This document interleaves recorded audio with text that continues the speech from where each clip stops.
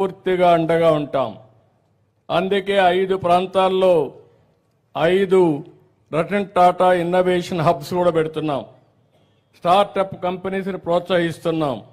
మీ ఊర్లో నువ్వు కూర్చొని నాలెడ్జ్ ఎకానమీలో పనిచేయడం కానీ, మీ ఊర్లో నువ్వు కూర్చొని మీ ఊర్లో ఉండే వ్యవసాయ ఆధార పరిశ్రమలు పెట్టుకుని డబ్బులు సంపాదించే మార్గం నేను చూపిస్తానని మీ అందరికీ హామీ ఇస్తున్నా. ఇక్కడికి వచ్చినప్పుడు ఒక పక్క ఎంఎస్పి వాణిజ్య పంటలకు కూడా ఇవ్వాలనుకుంటున్నాను. రాయలసీమలో హార్టికల్చర్ పంటలు ఎక్కువ వస్తాయి. పండ్ల తోటలు, కూరగాయలు, పూలు ఎక్కువ వస్తాయి. ఒకసారి రేటు పడిపోతే మీరు ఇబ్బంది పడుతున్నారు. ఇక్కడ కూడా ఎంఎస్పి అన్ని పంటలకు పెట్టి ఏ పంటకు కూడా రేటు పడిపోతే పూర్తిగా ఆదుకునేట్టుగా మీకు చేయూతనిచ్చే విధంగా ఒక కార్యక్రమం తీసుకొస్తాం. రెండవది, రాయలసీమను నీళ్లుంటే రతనాలు పండించే సీమ ఇది. నీళ్లు లేకపోతే మనం ఇబ్బంది పడుతున్నాం. ఈ రాయి చోటు అందుకు ఒక ఉదాహరణ. ఈ రాయి చోట్లగా నీళ్లుంటే ఇప్పుడు మన పిల్లలు మాట్లాడినట్టు వండర్స్ జరిగేటివి. కానీ కొన్ని సమస్యలు వచ్చాయి.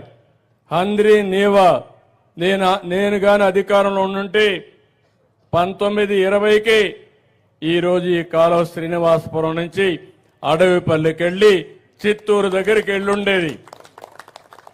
5 ఏళ్లయింది. ఒక పైసా ఖర్చు పెట్టలేదు.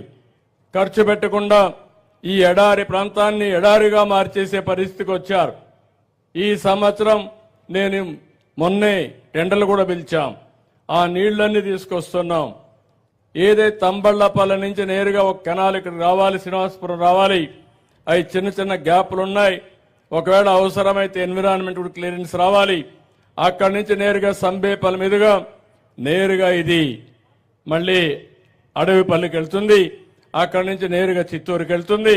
వీలైనంత తొందరలో టెండర్లు పిలిచి ఇది పూర్తి చేస్తాం. ఇది పూర్తి చేస్తే ఒక పక్క నీటి సమస్య మీకు ఉండదు. నీళ్లుగానుంటే ఒక పక్క ఐటీ, ఒక పక్క హార్టికల్చర్. బంగారు పండిస్తారు. మీరు ఇక్కడ కూర్చొని ఏం కావాలన్నా చేసే పరిస్థితి వస్తుంది. మంచి పళ్ళ తోటలో కూర్చొని మంచి గాలి పీల్చుకుంటూ ఆరోగ్యంగా ఉంటూ ఐటీలో పనిచేసే పరిస్థితి వస్తుంది. అదే మరి అందరి నివాలో పీలేలో 70,000 ఎకరాలు వస్తుంది. ఇక్కడ వస్తుంది. నేను ఇప్పుడు కొత్తగా ఒకటి ఆలోచించాను. మీరందరూ గుర్తుపెట్టుకోవాలి. ఈరోజు రాయలసీమ ఈ మాత్రం ఉందంటే దానికి స్ఫూర్తి ఎన్టీ రామారావు గారనే విషయం మీరు గుర్తుపెట్టుకోవాలి. మీకు కావాల్సింది కులాలు, మతాలు, ప్రాంతాలు కాదు.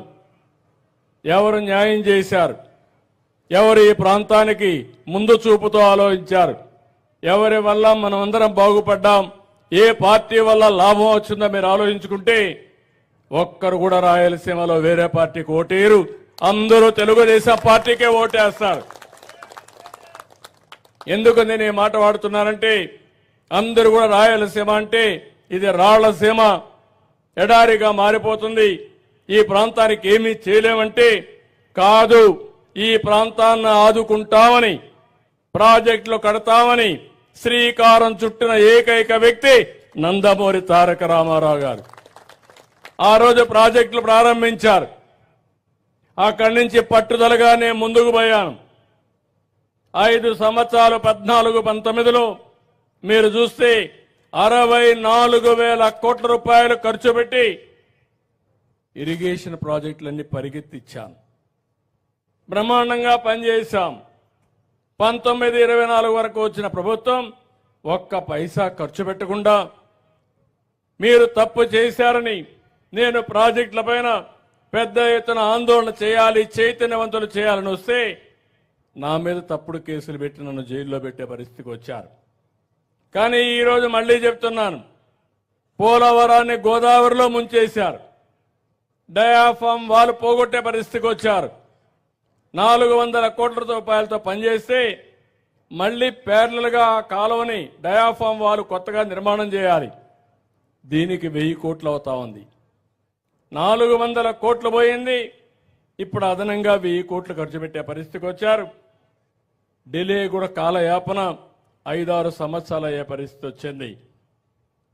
మొన్ననే మీరందరూ ఈసారి ఎప్పుడూ గెలవని రాయి చోటును కూడా గెలిపించారు.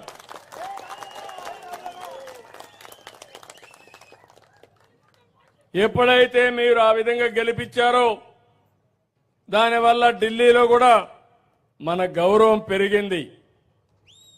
కష్టాల్లో ఉండే రాష్ట్రానికి సంజీవునిగా పనిచేసింది. వెంటిలేటర్ మీద ఉండే రాష్ట్రానికి ఆక్సిజన్ ఇచ్చింది.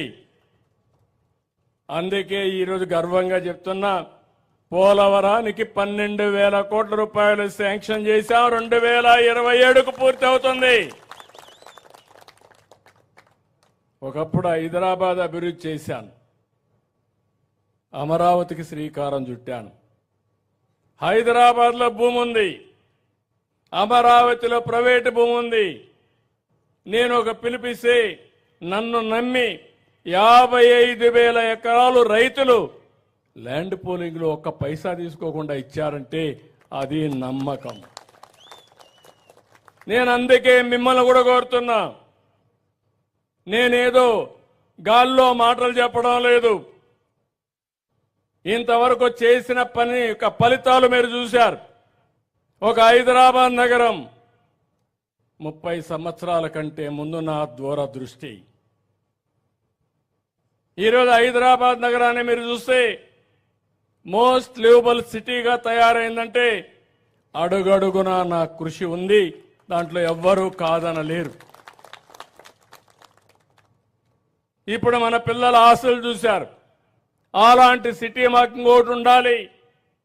ఇక్కడ కూడా మేము పనిచేసుకోవాలంటే హైదరాబాద్ బ్రౌన్ ఫీల్డ్ సిటీ అంటే సికింద్రాబాద్ హైదరాబాద్ ఉంది, పక్కన సైబరాబాద్ నేనే నామకరణం చేశాను. హైటెక్ సిటీ పేరు నేనే పెట్టా. సైబరాబాద్ కూడా నేనే పెట్టాను. టెక్నాలజీ కోసం ఐటీ కోసం సైబరాబాద్ పెట్టి అభివృద్ధి చేశాను. ఇప్పుడు అమరావతి పేరింటే మీరు దేవతల రాజధాని. ఈ విషయం మీరు గుర్తుపెట్టుకోవాలి.